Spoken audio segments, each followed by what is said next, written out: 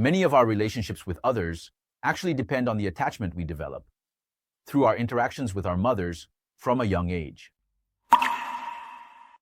Everyone definitely loves their mother, and mothers love their children. This feeling is something that can't be praised enough. Today, we are at Fandang Bookstore in Shunyi to talk about a very heartwarming book called Original Mother's Love.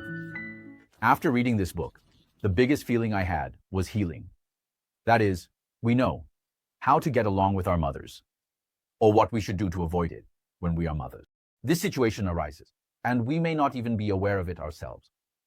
So I define this book as not just about understanding, but also about healing. That's its core message. Maternal love is definitely the greatest love in the world. Everyone loves their mother, and mothers love their children. This feeling is something that can't be praised enough. However, we can also sense that many people feel constraints, oppression, or even suffocation when talking about their mother. What you feel is restraint, oppression, and even suffocation. The warmth that maternal love brings you can also come with a lot of pressure. There are so many people who start arguing with their mothers after just 2 days of being together, right?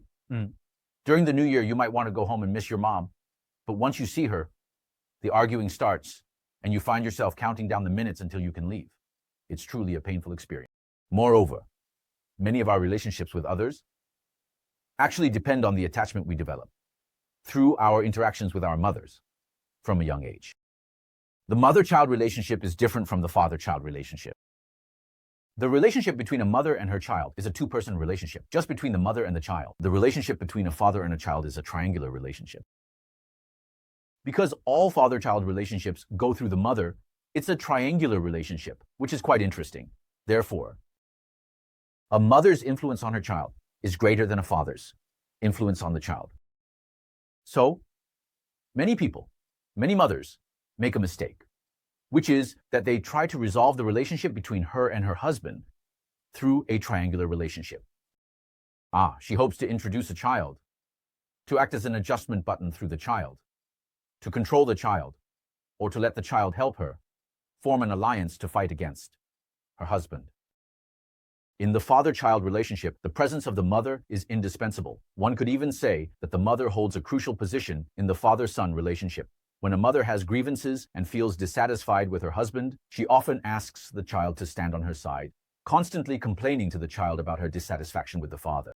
As a result, the child naturally begins to resent the father and gradually distances themselves from him.